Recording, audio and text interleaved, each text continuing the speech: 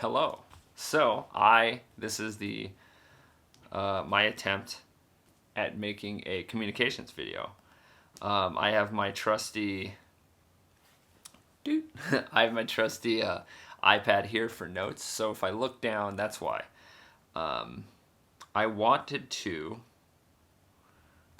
do a video on communications, right?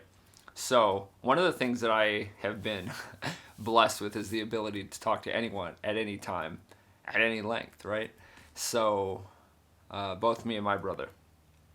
And one thing that I figured out is that people have a problem communicating effectively and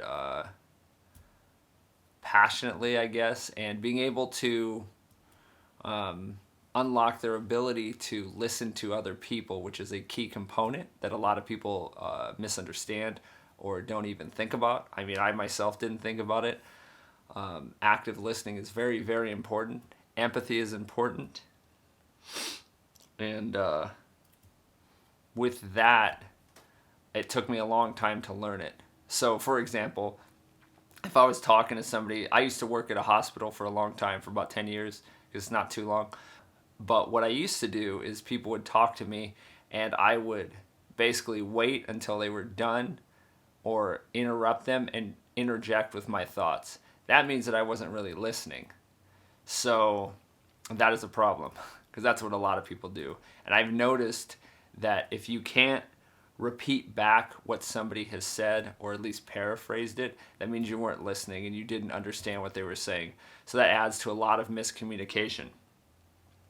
So one of the things that I've noticed is that if you start, I guess I'll use it as tips, I guess. I'll do 3 tips. Tip number 1.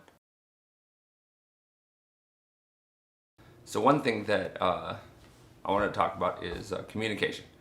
So how do you initiate conversation? That's one thing that a lot of people have problems with.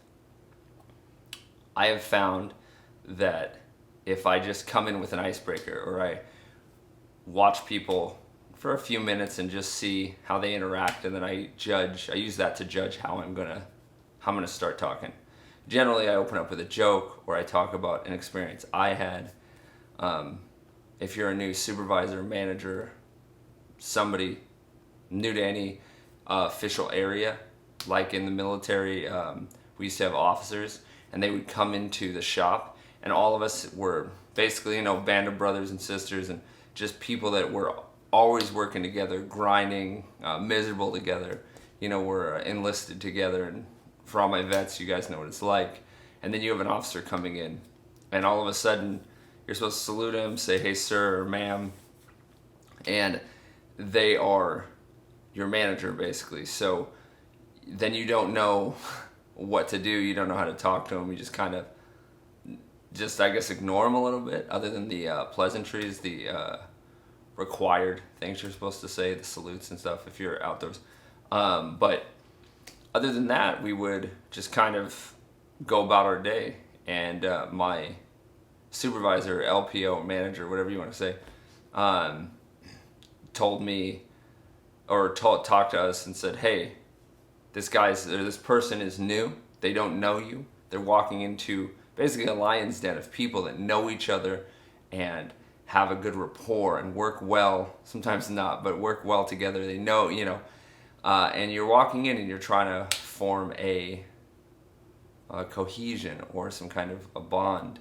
And when we don't talk to each other, we don't talk to them, when we turn around and we just start talking to each other, it does not make them feel invited, does not make them feel like they want to come back. And that was one of the common complaints, and it's a complaint I see in companies outside and before I joined the military too, is that the management doesn't talk to them.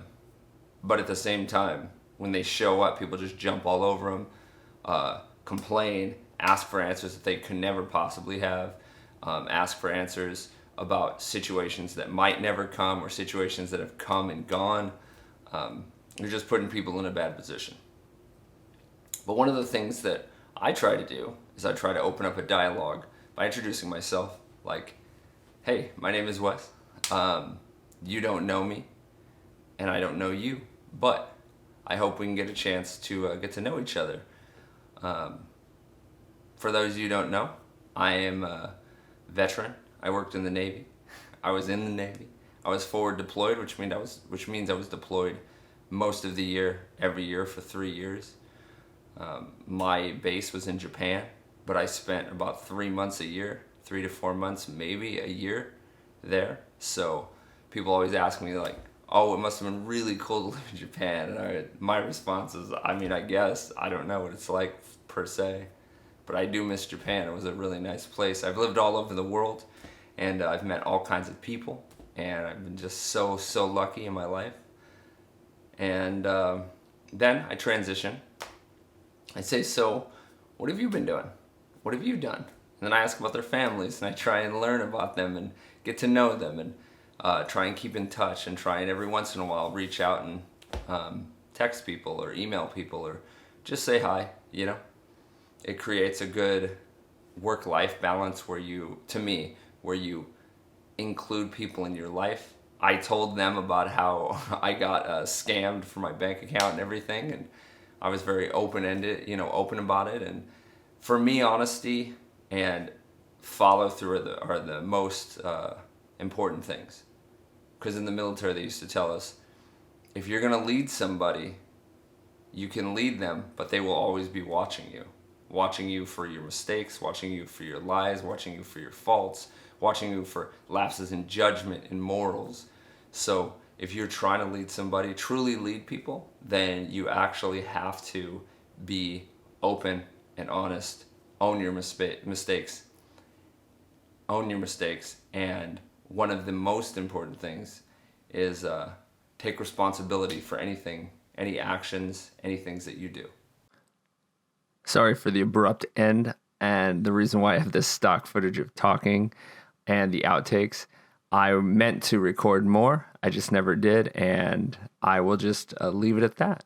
So hopefully you had fun enjoying this video, and I recorded another one. Hopefully it's more general / concise, and you're enjoying what you're watching. All right, bye for now.